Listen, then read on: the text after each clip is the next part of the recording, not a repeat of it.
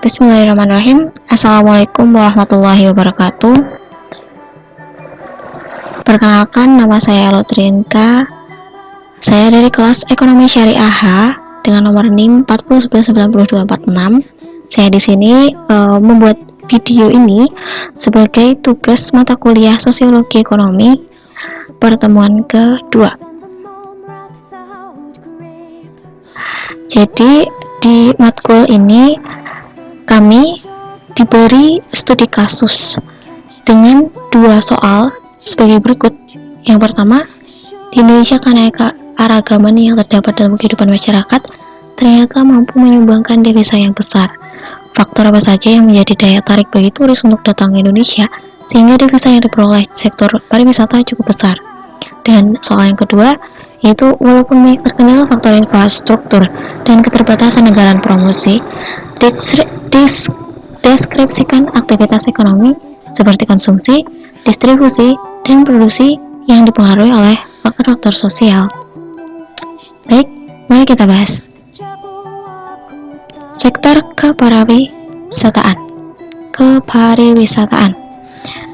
Sektor ini merupakan salah satu sektor yang bersifat multidimensi, yaitu tidak hanya mengacu pada satu faktor internal tetapi juga eksternal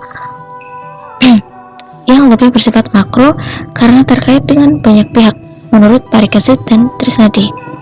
Sektor kepariwisataan menuntut fasilitas penunjang, sarana dan prasarana untuk bisa memenuhi berbagai tuntutan wisatawan, yaitu tidak saja pada wisatawan domestik tetapi juga wisatawan dari mancanegara. Oleh karena itu, tentunya menjadi keharusan bagi semua pihak yang terkait dengan akses pengembangan kepariwisataan untuk dapat lebih memperhatikan strategi planning, terutama dikaitkan dengan persaingan global menurut Syaukani. Keanekaragaman yang terdapat dalam kehidupan masyarakat ternyata mampu menyumbang devisa yang besar pada Indonesia di sektor pariwisatanya. Lalu, apa saja sih faktor daya tarik Indonesia agar para turis berkunjung? Ini adalah faktor daya tarik Indonesia menurut saya, yaitu pertama, kekayaan alam. Indonesia memiliki tempat-tempat menarik untuk dikunjungi seperti wilayah pedalaman yang indah, pantai-pantai, reruntuhan budaya dan sejarah yang menarik, pegunungan, dan keanekaragaman flora dan fauna, dan masih banyak lagi. Faktor kekayaan alam dan budaya di Indonesia ini adalah komponen penting dalam pariwisata di Indonesia. Faktor yang kedua yaitu museum sejarah dan kebudayaan yang tersebar di Indonesia. Menurut data sensus 2010, Indonesia memiliki lebih dari 10.000 suku bangsa dan masing-masing memiliki keberagaman hasil budaya seperti jenis tari, alat musik, dan adat istiadat.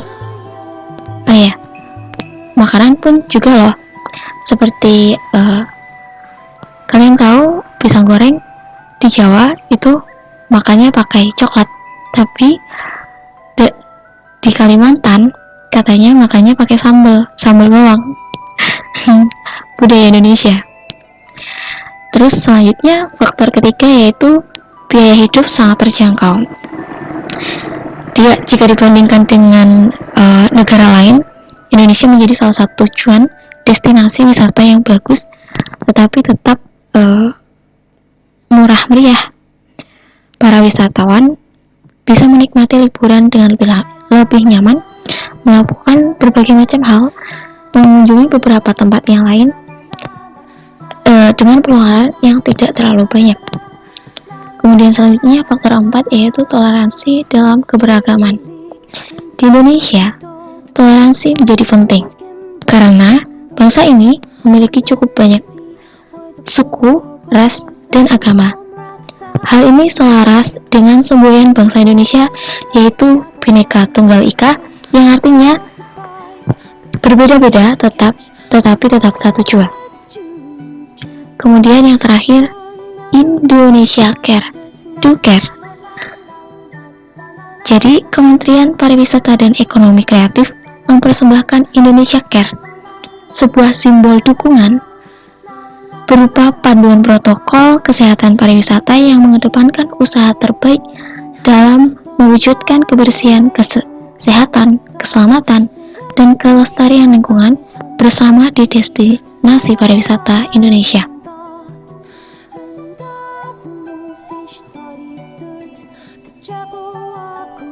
Dari kunjungan para wisata domestik ataupun mancanegara pastinya juga akan mempengaruhi perekonomian Indonesia di segi aktivitas ekonomi pada konsumen, distribusi, dan produksi.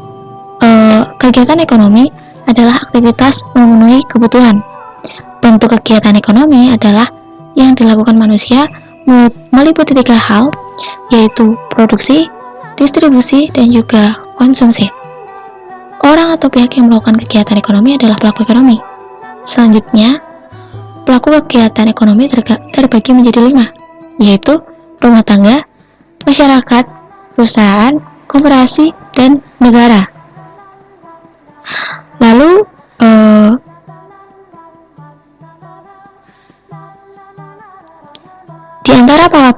di antara para pelaku tersebut, ada yang berperan sebagai produsen, distributor, dan juga konsumen. Mari kita bahas jenis kegiatan ekonomi. Yang pertama, yaitu produksi.